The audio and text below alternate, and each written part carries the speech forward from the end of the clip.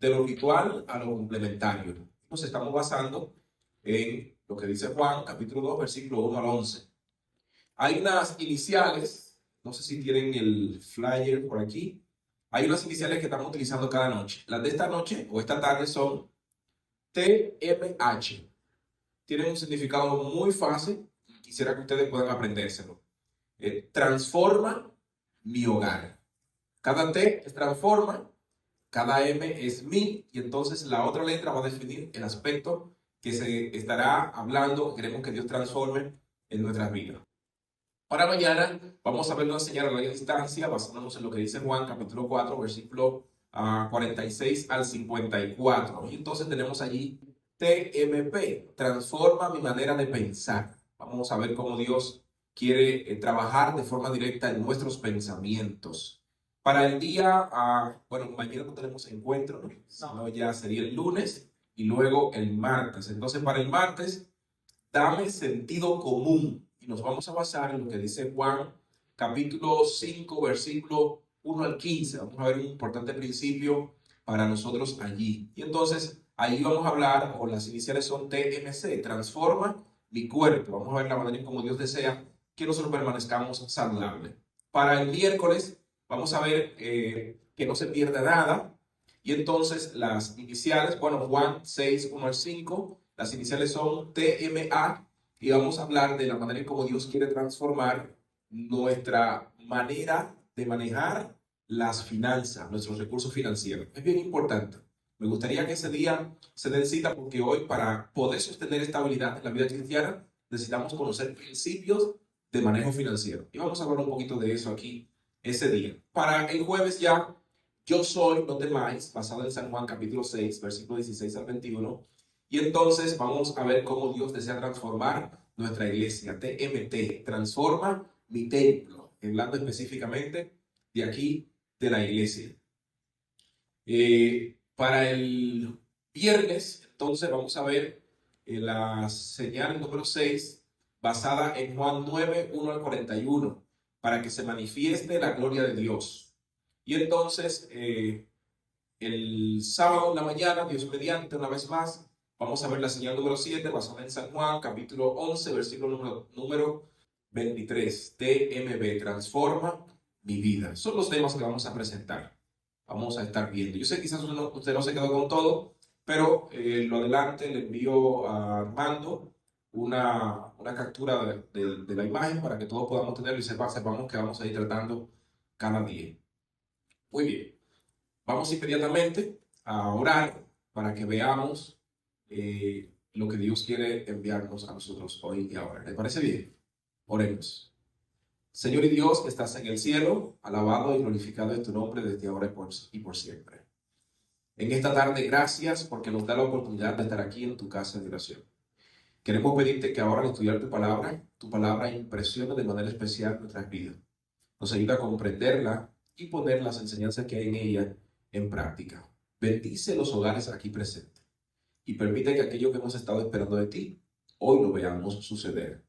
En el nombre de Jesús. Amén. Ahora sí, abra su Biblia. Junto conmigo, por favor, en el Evangelio de Juan. Y de allí vamos a ver en detalle el capítulo número 2. Pero sí quisiera hoy tener la oportunidad de que nosotros nos introduzcamos en lo que es el Evangelio de Juan.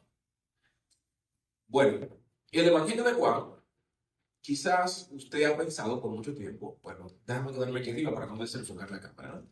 Porque hay personas que luego lo van a ver, ¿no? En diferido o en vivo, no sé. Saludo para ellos también. Saludo para ellos también. San Juan, a diferencia de como quizás tradicionalmente hemos pensado, que Apocalipsis es el último libro que se escribió, no fue Apocalipsis, fue el Evangelio de Juan. Juan lo escribe aún estando en Patmos. ¿Está bien? Y según los historiadores, el año de su escritura data más o menos el 96 después de Cristo. Y esto es importante que podamos entenderlo. ¿Por qué? Porque es un material que se escribe más o menos 60 años después de los hechos. Y de pronto pregunto, ¿qué puede venir a nosotros, a nuestra mente después de 60 años? ¿Alguien tiene 60 años aquí? Si nadie lo tiene, felicidades. Yo estoy casi en los 60. ¿Qué podemos escribir después que pasan 60 años?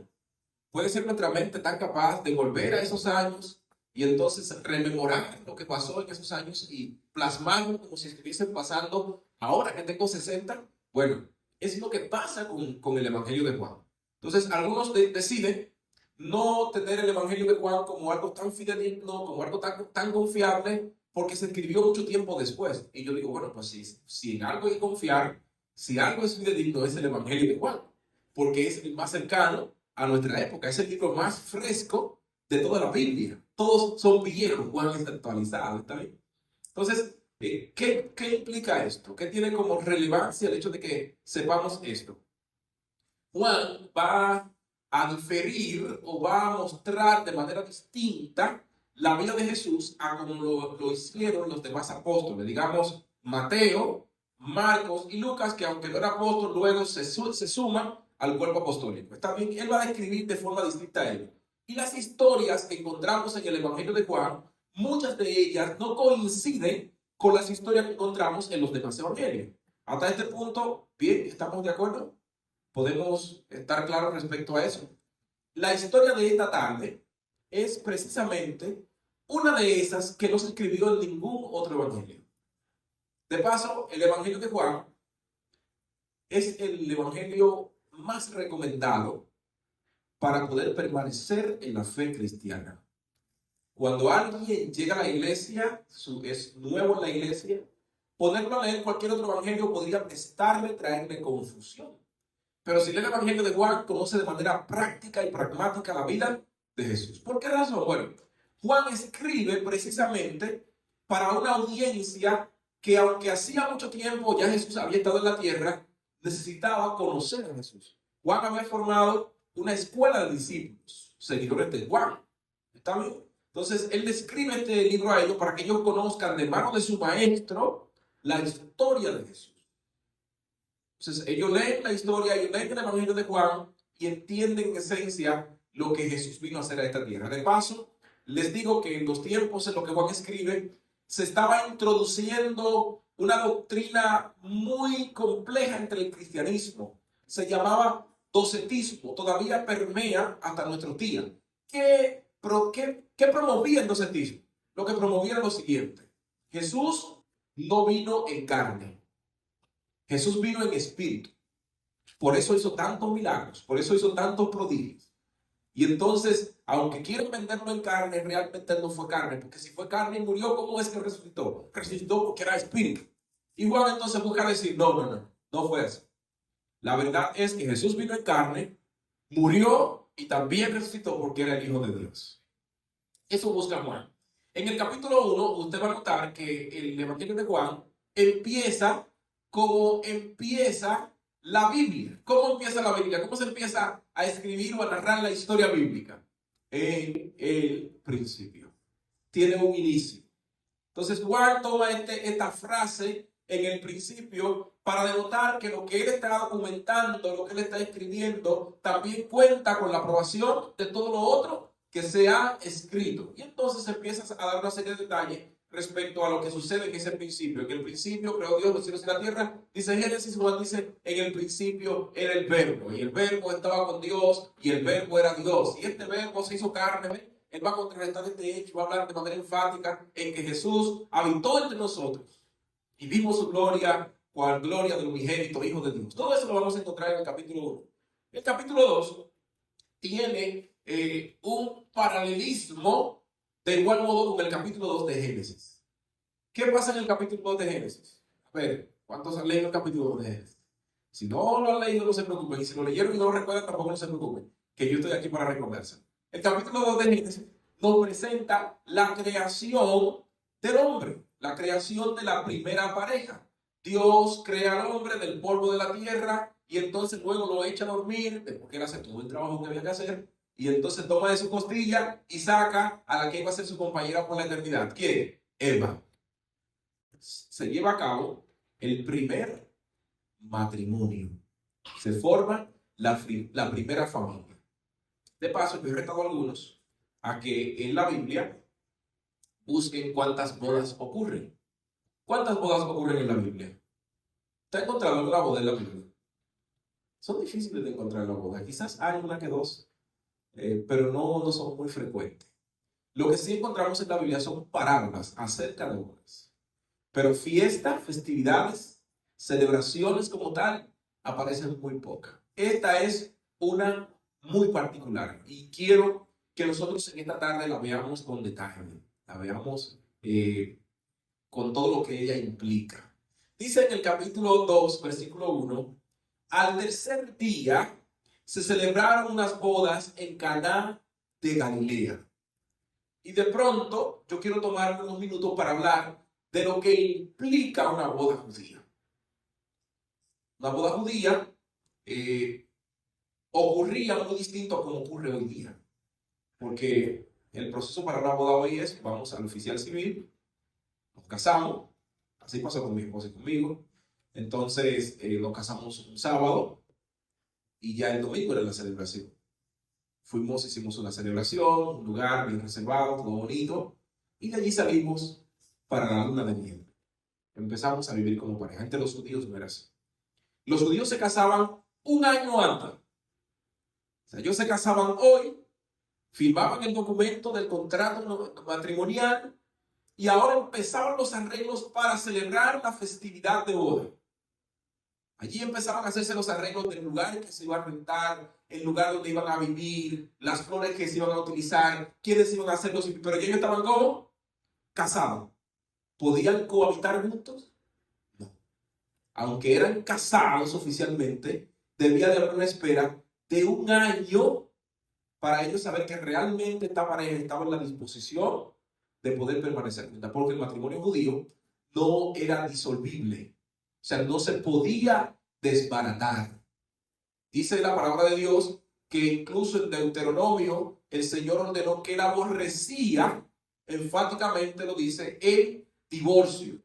Más se había establecido una ley que si por alguna razón particular, y eso se buscaba durante ese año, la pareja no podía vivir junta, habían descubierto algo, se había dado una situación. Entonces, este año lo tenían como prueba para que el marido enviara una carta señalando que él quería divorciarse, pero no habían vivido, está bien. Ya sí vivieron y él ahora, estando junto con ella, encontró una situación en la vida de esta mujer también, podía volverla a su casa. ¿Cuánto costaba? ¿Qué costaba casarse entre los judíos? El novio debía de pagar una dote a la familia de la novia.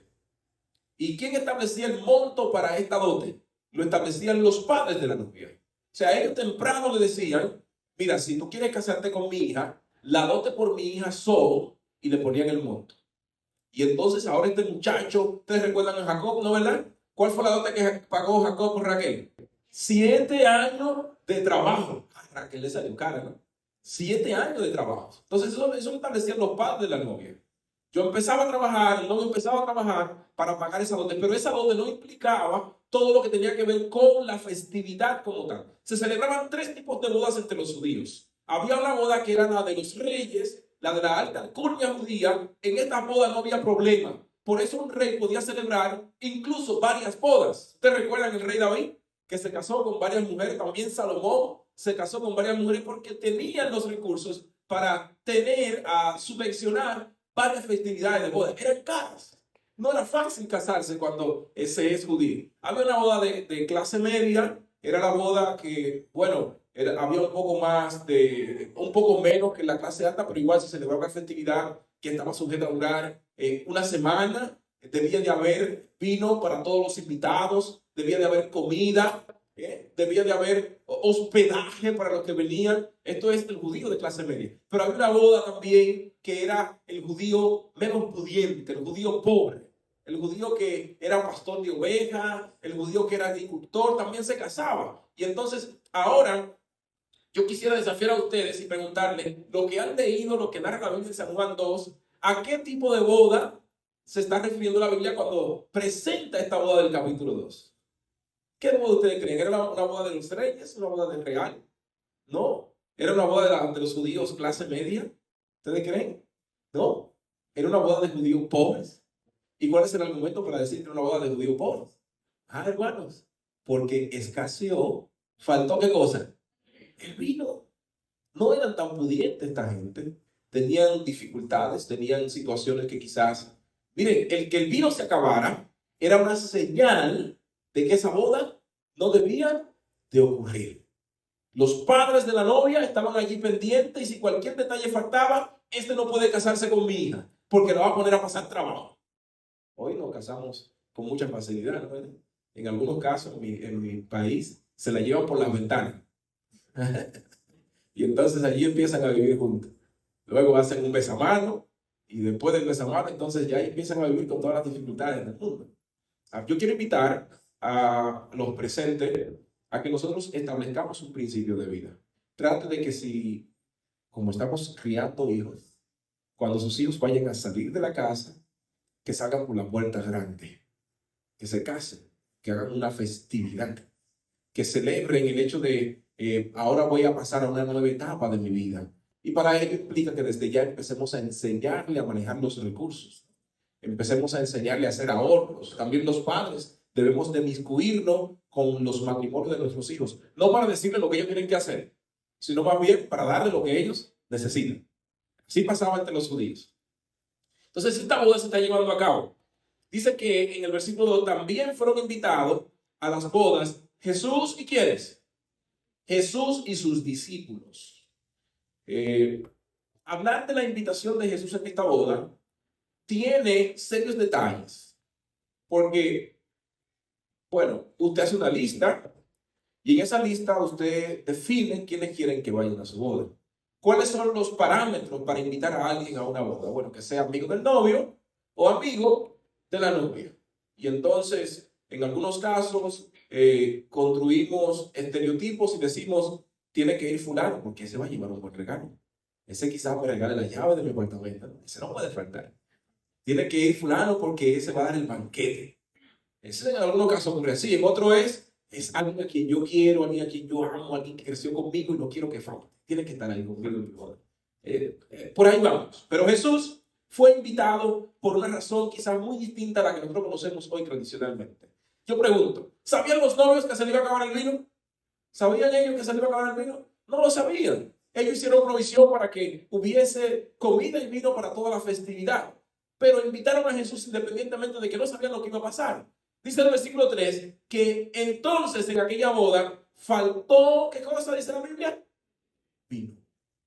Y entonces la madre de Jesús le dijo a Jesús, no tienen vino. ¿Por qué la madre de Jesús habla con Jesús? ¿Acaso era Jesús el padrino de esta boda? Bueno, en la cuarta señal vamos a ver un elemento importante. ¿Cuál es la apreciación que usted tiene de Jesús como maestro? Bueno, Jesús era un pobre judío, carpintero, que andaba por la calle, haciendo milagros y predicando la palabra de Dios. ¿Así lo hemos visto? Yo quiero decirle que no era así. Jesús no era un pobre judío. Quizás era de clase media y con aspiraciones a ser el más rico de los judíos, porque el mismo discípulo y la sociedad empezó a verlo como rey. Podía llegar a ser rey si lo hubiese querido, pero él no vino para ser rey de esta tierra, ya era rey del reino de los cielos. Entonces, no era así. Jesús tenía recursos. Jesús había salido de su casa ¿a qué edad? Dice la Biblia. A los 30 años. ¿Y qué pasa con un judío de 30 años? Todavía hoy es así. Que sus padres le ponen en las manos la dote judía, la herencia, todos los bienes que habían acumulado para ese hijo se lo dan. Y ahora le dicen, ya tú puedes encaminarte con esto. Haz tu vida, no soy más responsable de ti a partir de aquí. O sea, Jesús sale de su casa y tiene algo en el bolsillo. Por eso María, cuando falta el vino, a quien se acerca es a quién. Tú debes de colaborar con esta gente. Esta gente van a pasar una situación fea, debes de ayudarnos. Por eso Jesús le dice, ¿qué tiene que ver esto con nosotros, mujeres? Aún no ha llegado mi hora. Su madre dijo a los que le servían, haced todo lo que él os diga. Y aquí entramos en un aspecto muy importante de esta festividad y que nos involucra a cada uno de nosotros. Voy a preguntar, ¿cuántos han participado de una boda? como invitados, quizás qué sé yo, de los que están allí realizando, involucrados en la boda, ¿hemos participado de eso? Bueno, ¿qué procuramos en la boda? ¿Qué procuramos? Que todo quede perfecto, que todo quede bien. Y yo pregunto, ¿lo logramos eso? ¿Lo logramos? Déjenme decirle que yo he visto grandes esfuerzos por hacer buenas bodas. Pero al final siempre dirá alguien, las flores estaban marchitadas. La comida no estaba tan buena. Yo creo que el vestido que tenía la novia no era el apropiado. Pudo haber tenido un mejor vestido. O sea, siempre alguien va a ir buscando un defecto de lo que se está haciendo. Aunque procuramos taparlo, alguien pudo verlo. Se nos escapó. Aquí en esta boda había un detalle que quizás muchos no tenían en cuenta, pero estaba allí presente. ¿Cuál era el detalle? Dice que había, el versículo 6, había allí 6 tinajas de piedra para agua dispuesta para el rito de la purificación de ¿quiénes? De los judíos. ¿Y qué implicaba esto? ¿Qué significaba esto? Hermanos, es que fuera de la decoración de la boda, puestas allí al margen, había unos, como le dicen, en mi país le dicen tinaja, pero también le dicen galones, garrafones, para agua. Y entonces, ¿qué pasaba con esa agua? ¿Qué era lo que hacía esa agua? ¿Qué era lo que hacían esas tinajas? Esas tinajas, cuando venía el invitado, tomaban, vaciaban de esa agua y le lavaban los pies. A esto se refiere cuando habla del rito de la purificación de los judíos. Yo quisiera preguntarle a ustedes, ¿adornaban la boda estas tinajas? ¿Servían de adorno para la boda? No, ¿verdad que no? Si algo se veía en la decoración, eran las flores, eran los manteles, quizás habían tarros bien grandes con flores bien bonitas.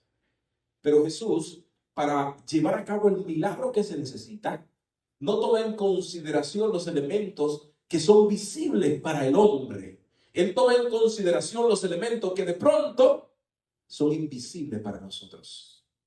Habían allí, dice la Biblia, 6 tinajas que habían sido dispuestas para la purificación de los judíos. ¿Qué implicación tiene el número 6?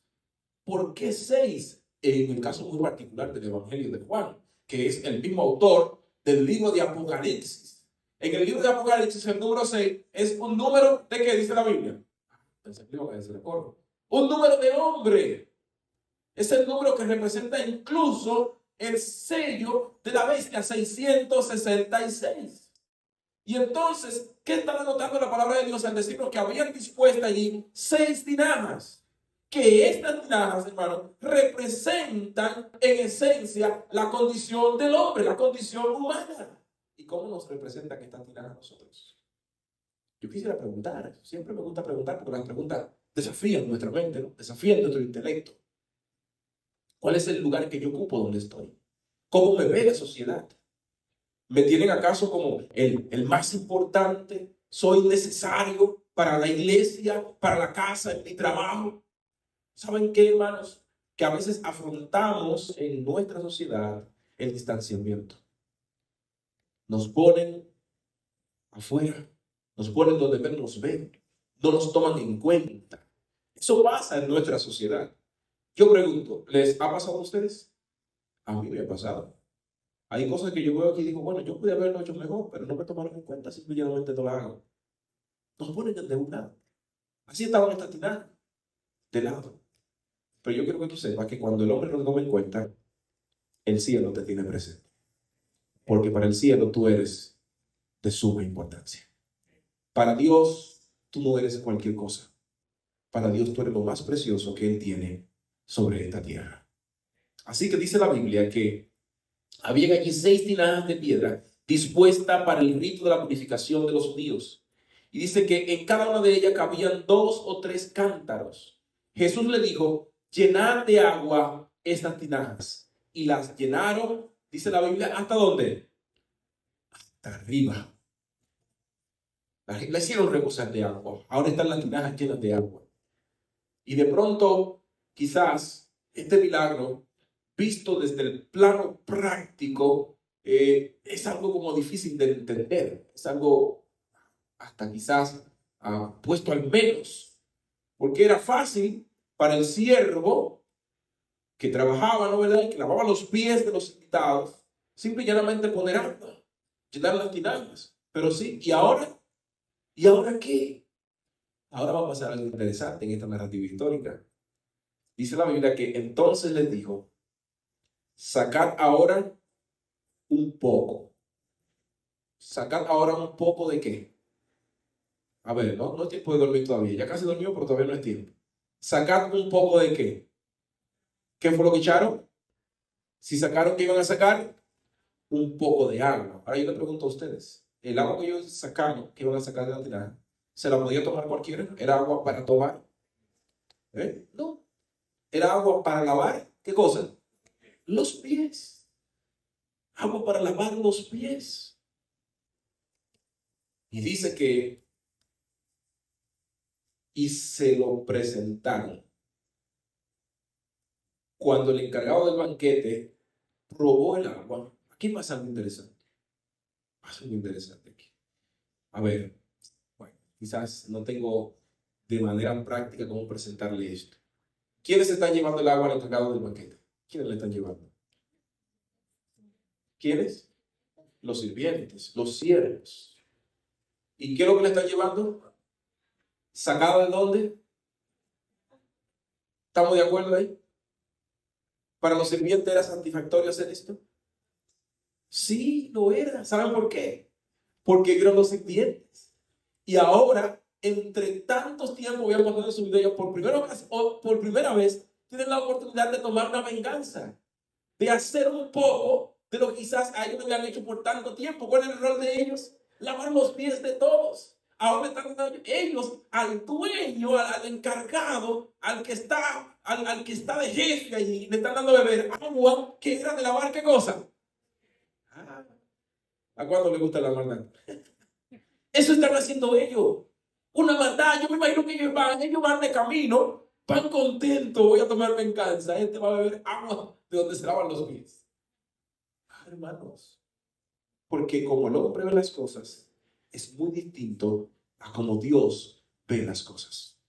Los procesos de Dios son distintos a los procesos humanos.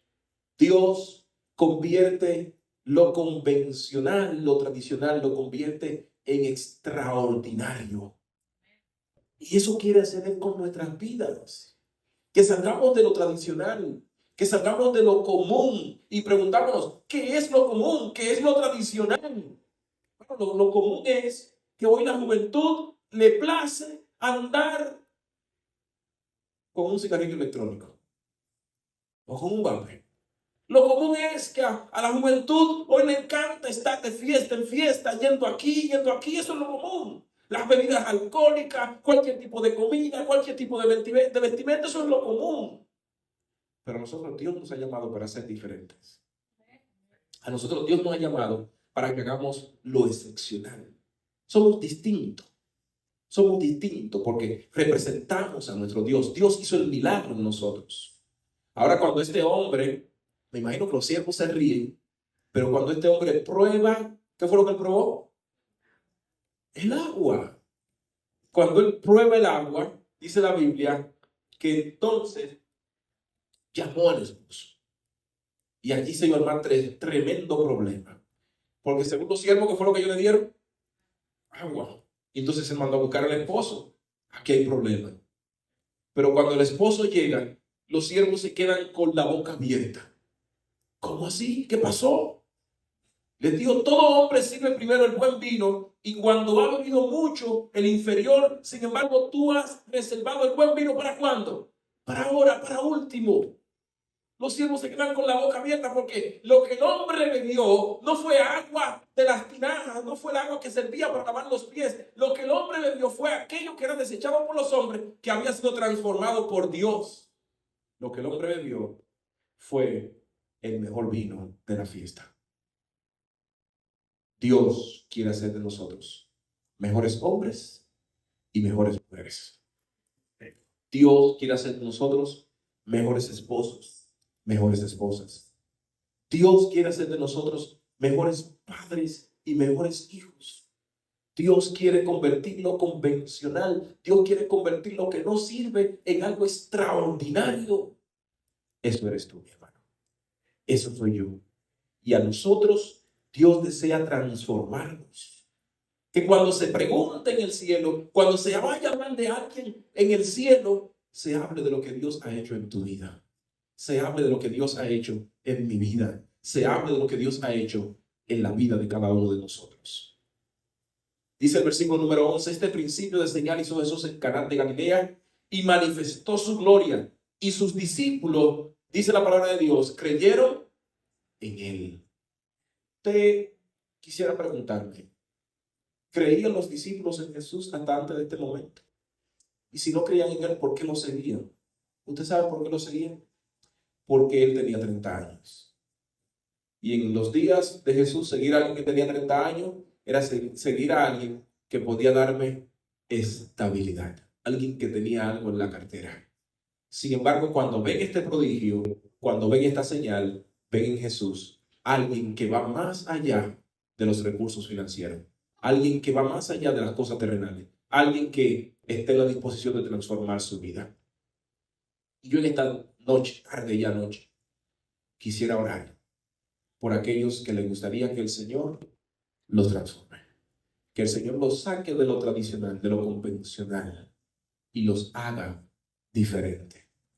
Los procesos de transformación de Dios, hermanos, son difíciles de aceptar por nosotros los seres humanos porque no son lo tradicional. Dios no actúa como nosotros pensamos.